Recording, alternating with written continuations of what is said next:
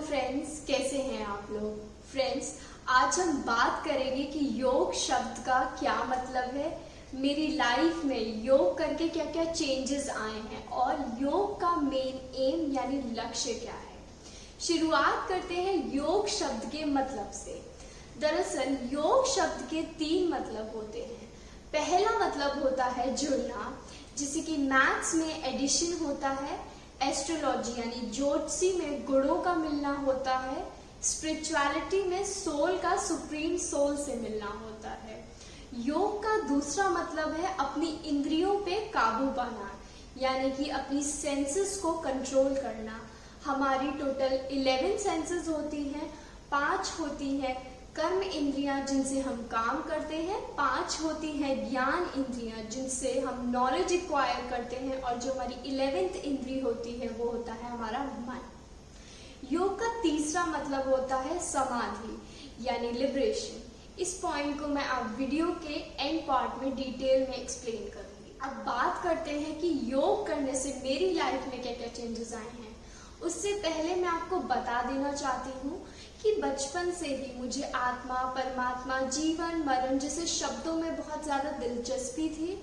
मुझे इन शब्दों को जानने की बहुत ज़्यादा उत्सुकता रहती थी।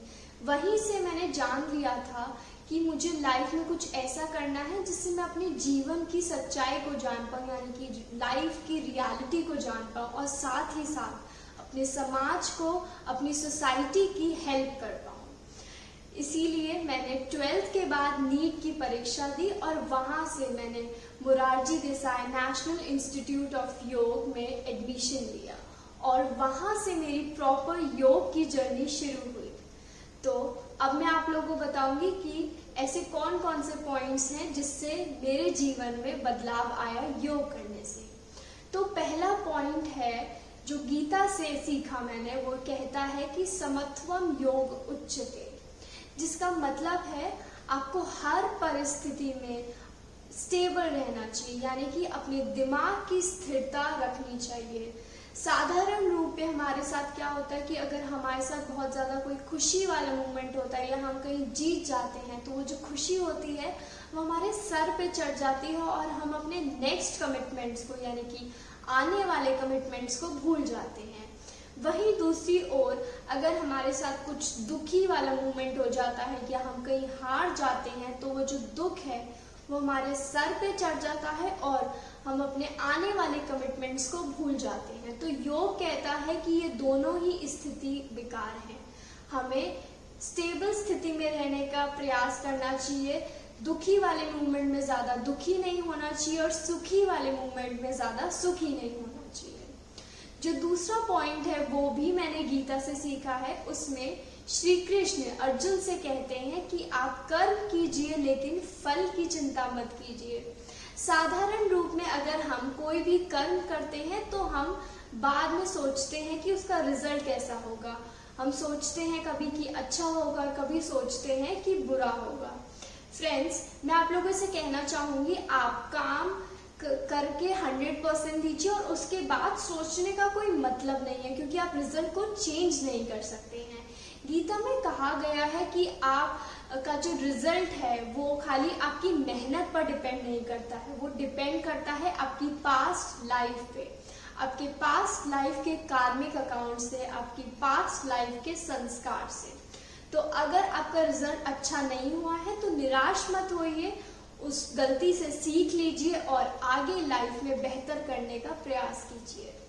जो तीसरा पॉइंट है मैंने योग से सीखा वो ये है कि आप जो भी काम कर रहे हैं उसमें अपना 100% कंसंट्रेशन करिए, यानी कि तन और मन दोनों से उस काम को सोचिए और करिए। जैसे कि उदाहरण के तौर पर अगर हम खाना बना रहे हैं तो साधारण रूप में हम फिजिकली खाना बना रहे होते हैं, लेकिन मेंटली हमारा दिमाग जो है टेंशन में होता है, किसी बात में उलझा होता है।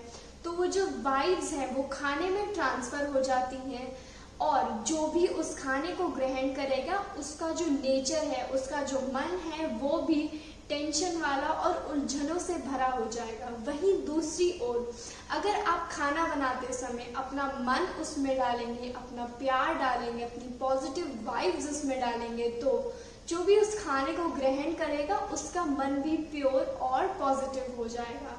हम लोगों ने बहुत सुना है जैसा तन वैसा मन, तो ये इस बात को सिद्ध करता है। फ्रेंड्स, जो 4th पॉइंट है उसमें मैंने सीखा कि अगर आपको अपनी मन की स्थिति जाननी है तो आप कहीं भी शांति से थोड़ी देर के लिए बैठ जाइए और अपनी आती जाती श्वासों को ऑब्जर्व कीजिए, यानी कि अपनी ब्रेथ पर अवेयरनेस करिए। अगर आपकी श्वास बहुत ज़्यादा छोटी है और बहुत जल्दी जल्दी चल रही है, इसका मतलब है कि आप बहुत अशांत हैं। अगर आपकी श्वास लंबी है और गहरी है, इसका मतलब है कि आप बहुत शांत हैं। योग में कहा गया है कि चले वाते चले चित्तम, निश्चले निश्चलम भवेत, जिसका मतलब है कि अगर आप अपनी श्वासों पर नियंत्रण कर लेंगे तो आप अपने मन पर नियंत्रण कर सकते हैं। दोस्तों, हमें योग सिखाता है कि हम अपनी श्वासों पर कैसे नियंत्रण पा सकते हैं, यानी कि अपनी ब्रेथ को कैसे कंट्रोल कर सकते हैं, जिससे अल्टीमेटली हम अपने मन पर कंट्रोल पा सकते हैं। उदाहरण के तौर पर अक्सर जब हम लोग सुई में धागा डालते हैं तो फिर उस मोमेंट के लिए, उस क्षण के लिए हमारी सांस रुक जाती है, हम एकदम फोकस हो जाते हैं और हम आसानी से धागे को सुई में डाल देते हैं। दोस्तों, जो नेक्स्ट पॉइंट है जो मैंने योग से सीखा वो ये है कि मेडिटेशन हमारी लाइफ में कितने ज़्यादा मिरेकल्स क्रिएट कर सकता है। मेडिटेशन करने से ना केवल हमारा मन शांत हो जाता है, हम पॉजिटिव हो जाते हैं, हम काम हो जाते हैं, बल्कि साथ ही साथ हमारी लाइफ में जितने भी बड़े बड़े डिसीजंस लेने का टाइम आता है, हम वो डिसीजंस को आराम से ले पाते हैं। तो अगर आप लोगों में से किसी को मेडिटेशन करना नहीं आता है और वो सीखना चाहता है तो मैं उस वीडियो का लिंक डिस्क्रिप्शन बॉक्स में मेंशन कर दूंगी।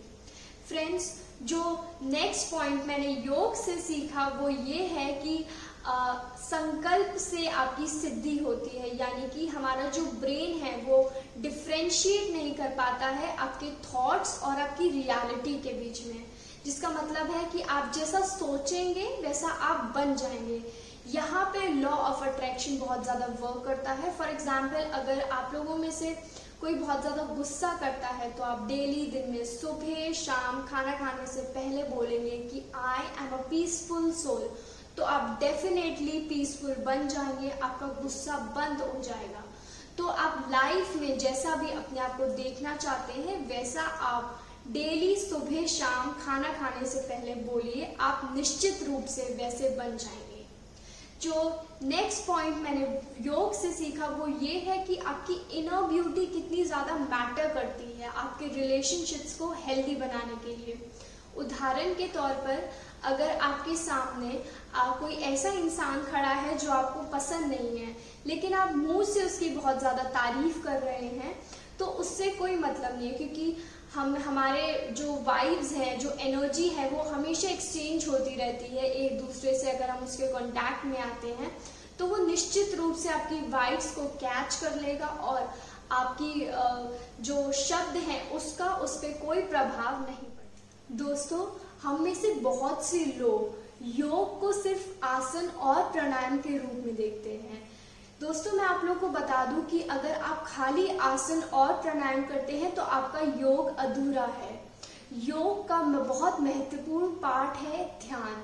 अगर आप ध्यान करते हैं तभी आपका योग पूरा होता है।